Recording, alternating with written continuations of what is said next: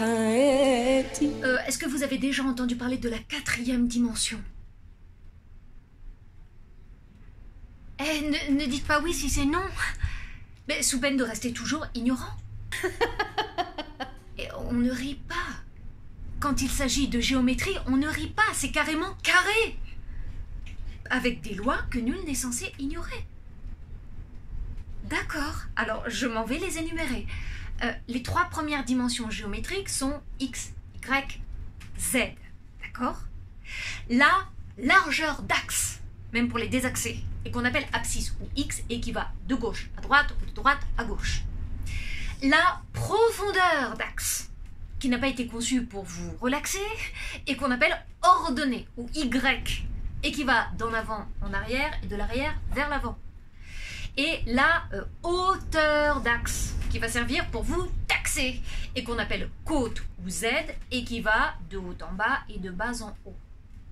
Quant à la 4e dimension, elle nous autorise à continuer ce petit jeu dans le temps. Retenez le petit T pour l'intituler et réalisez enfin qu'il y a une continuité entre l'espace et le temps. C'est ce qu'on appelle un continuum depuis Einstein et sa sacro-sainte relativité, et qui stipule que tout ce qui prend la tête prend du temps, ou plus exactement, tout ce qui prend du temps prend la tête. Alors à cette physique, disons, élémentaire, j'ai cherché une réplique métaphysique, une sorte de système complémentaire pour revenir sur Terre. Et je l'ai découvert chez un penseur danois, Kierkegaard. Alors, il n'y a pas, selon lui, d'existence sans un certain niveau de conscience. Et il en distingue, miraculeusement, 3, X, Y et Z. Alors, successivement, hein, jamais simultanément. Parce que si on ne laisse pas le temps au temps, on ne voit plus passer. Et c'est nous qui passons. Soit dit en passant. Alors, X. X, c'est le niveau le moins conscient. C'est le niveau esthétique. Aïsthésis en grec, qui veut dire que c'est le monde sensible auquel nous sommes le plus sensibles. Je me divertis, je conçois la vie comme divertissement. Jouissance, réjouissance en même temps. C'est l'empire des sens sans lequel l'empire n'aurait aucun sens.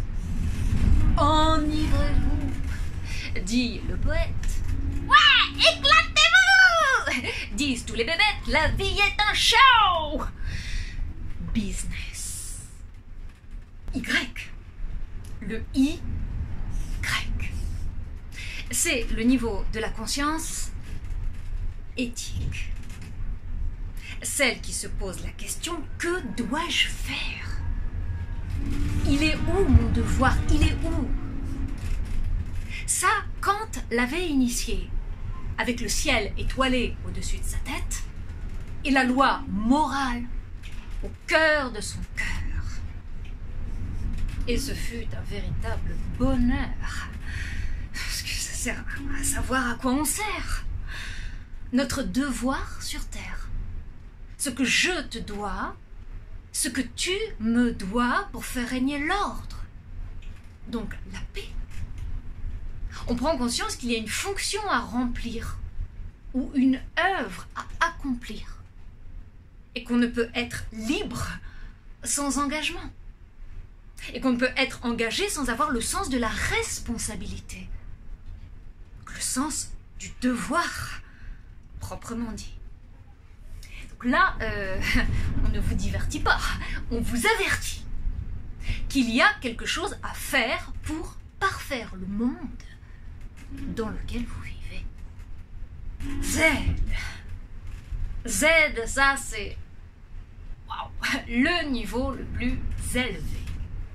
Alors pour y accéder, bien sûr, il faudrait s'élever ou évoluer. En fait, c'est le niveau religieux. C'est celui qui relie les gens entre eux lorsqu'ils prennent conscience qu'ils ont, avant tout et après tout, le même Dieu. Le même Dieu. Alors là, ils sont pas divertis, non. Ils sont pas avertis, non plus. Ils sont convertis. Ils sont convertis à une cause supérieure, intérieure et extérieure en même temps, et qui va bien au-delà de leurs espérances, et qui donne un sens à leur existence, un sens supra-sensible. Platon dirait intelligent, intelligible, et c'est une vérité qui donne le vertige. Sans sens de la transcendance, l'existence n'a aucun sens. Alors la question qui reste en suspens, c'est celle qui consiste à savoir s'il y a oui ou non une quatrième dimension pour notre existence.